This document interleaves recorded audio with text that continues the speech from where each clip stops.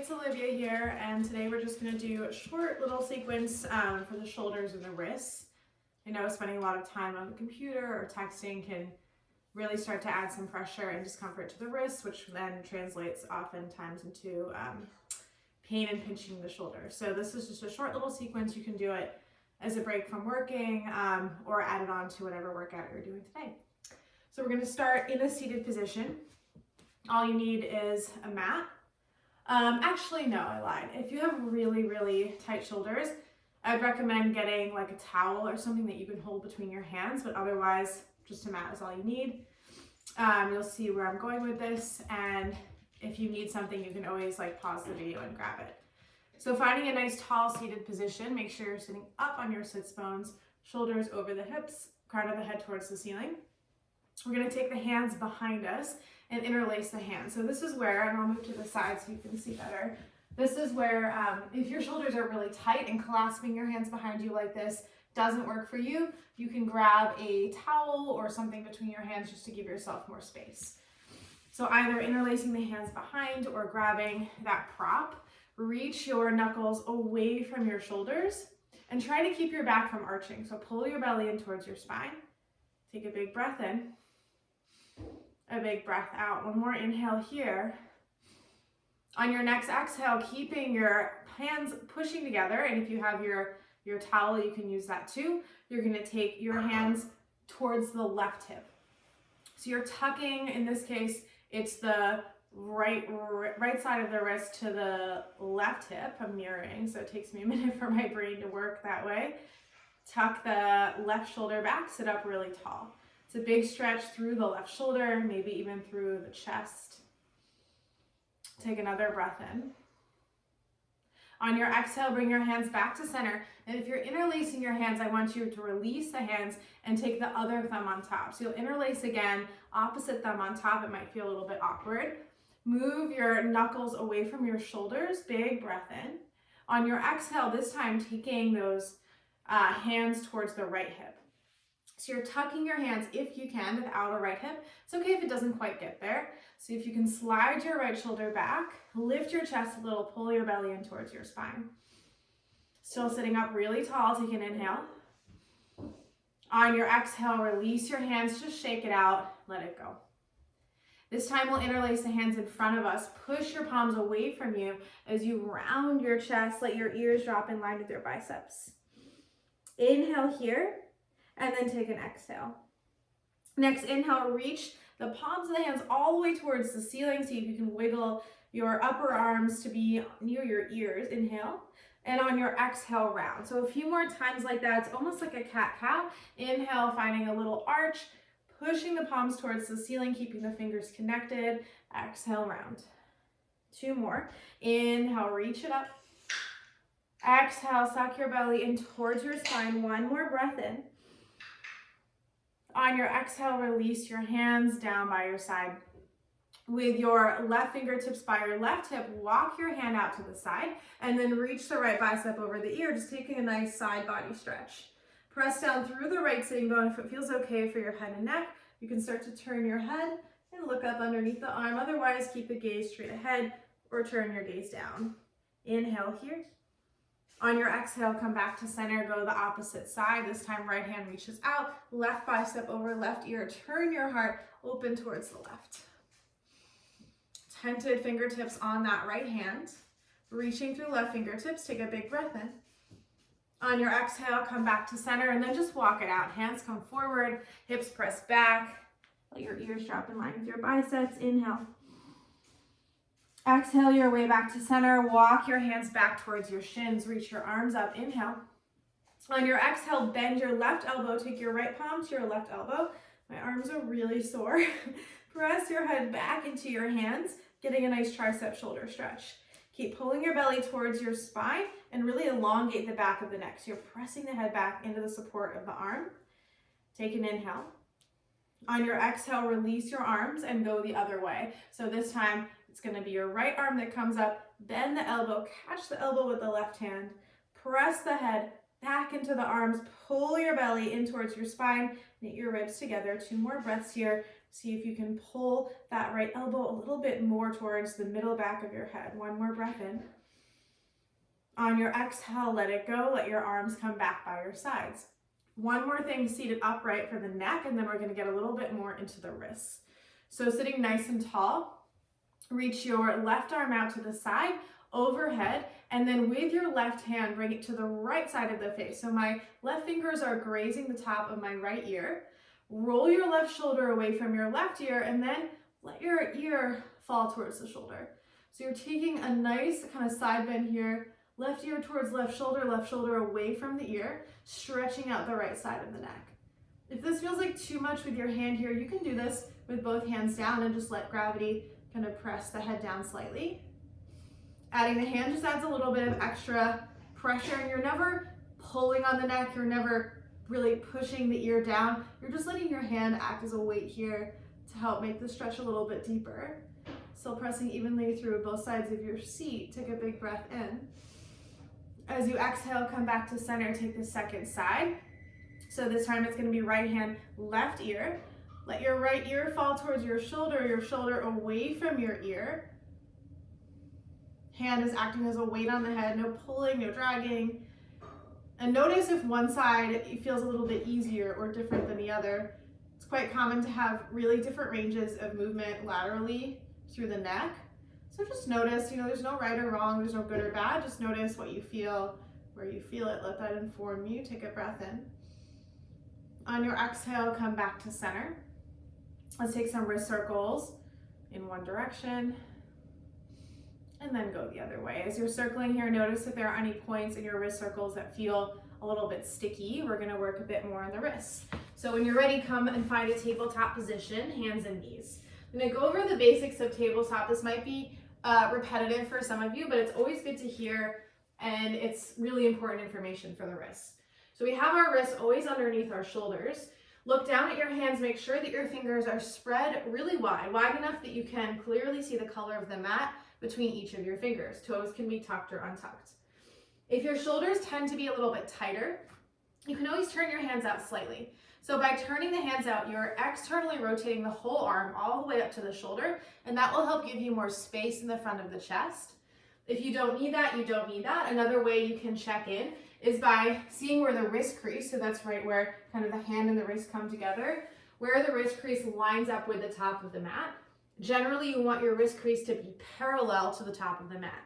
So it's not a hard and fast rule, but if you're totally like, where should my hands be, and you need something to look at, that's a little bit of guidance. But remember, you can always turn your hands out a little or bring them a little bit more wide. From here, from your perfect tabletop position, press down through your index finger and your thumb. So that's these two fingers here, index finger and thumb. It's like you were making the letter L on your mat, and that's where you want the weight to be concentrated. Oftentimes when we're in tabletop or plank or any sort of weight-bearing position in our hands, what tends to happen is that the weight rolls towards the pinky edge of the hand, and that can really pinch in the wrist. It doesn't feel good. I'm sure you've all been there before. I definitely have. So whenever you start to feel that, your first line of defense is to press more through the inner edges of the hands, index finger and thumb, and that's going to help support the wrists. Once you have this tabletop position, you have your inner edges of hands pressing down. As you inhale, arch your spine, open up the chest.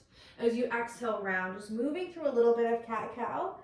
And as you move, as you breathe, start to notice maybe your weight is shifting a bit in the hands. It's totally normal for the weight to start to fall towards the outer edges of the hands. Just start to catch yourself if and when you feel that happening, and really press down through that index finger, through that thumb to help protect the wrist. Let's go 2 more here. As always, if you'd like to bring some other shapes into it, you could circle the hips, circle the rib cage, circle the head or neck, and then come back through center, finding that neutral spine tabletop position. I want you to start to turn your hands out to the sides of the mat. So fingertips are going to turn towards both of the long edges of the mat. You're kind of going like this. And even though you've changed the orientation of your hands, you're still rooting down through your index finger and your thumb. Let's take a few shoulder circles over the wrists in this direction. They don't have to be big, and know that the bigger you go, probably the more intense this will feel. So if it feels like a lot, you can keep the circles small. Do 1 more in this direction.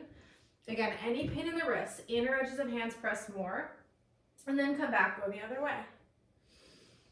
So we're stretching out here the back sides of the wrists.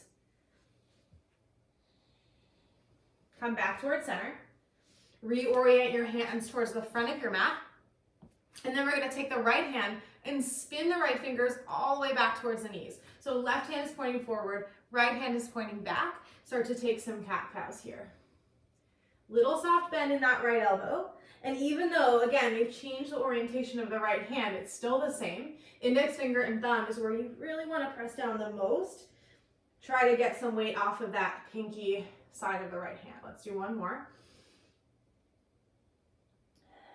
Come back to neutral spine. Flip your right hand forward and your left hand back this time. So you're still in that tabletop position. Left finger is pointing towards the left knee, right finger is pointing forward. Again, taking some cat-cows. Soft bend in that left elbow so you're not locked out there. 2 more. Inner edge of the hand presses. Take 1 more. And then bring both fingertips forward, both hands forward. Sit back on your heels, shake out the wrists.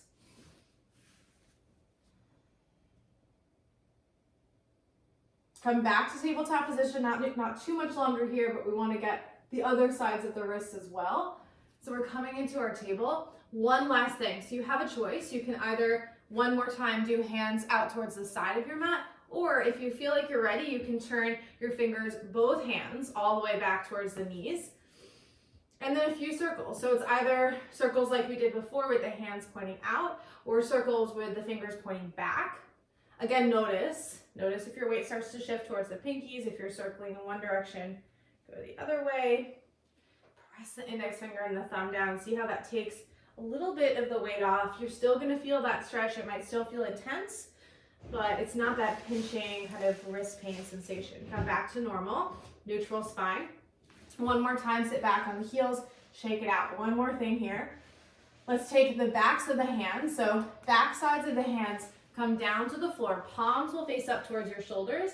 And just like in regular table, you're spreading your fingers like crazy, pressing all fingers down evenly. Bend your elbows a good amount here and start to sink your hips a little bit back towards your heels. You may not get very far. Try not to let the back of the hand peel up off the floor. So you're trying to keep that hand connected and keep your thumb connected. That might mean that you move back 1/4 of an inch and that's it, and that's totally fine. You can take some little pulses here, try to breathe. So oftentimes when we're wrist stretching, we will get the back of the wrist, what we've been stretching so far, but what we end up missing is the top of the wrist, the front side of the wrist. And this is really the area that gets kind of inflamed when we do a lot of that like keyboard time and texting time. So this is a really important one. Bring the shoulders back over the hands. You can stay with what we're doing, or for some extra intensity, if you like it, you can start to make some fists with your hands and then let your fingers go. So you're just squeezing your fingers in towards the middle of your palm and then stretching them out. This one's intense. The first time I did it, I couldn't get any of my fingers to touch, so don't feel bad if it's not happening for you or if it looks weird or feels weird. Let's do 2 more here. And then one more time, sit back on your heels, shake it out, let it go. We'll finish up with the final shoulder stretch, final chest opener, and then hopefully your whole wrist, shoulder, chest area will be feeling a lot better. So we're coming back to that tabletop position just briefly here. Plant the wrists underneath the shoulders. This time, right hand stays down. Inhale, left arm reaches. On your exhale, dive your left arm underneath your right.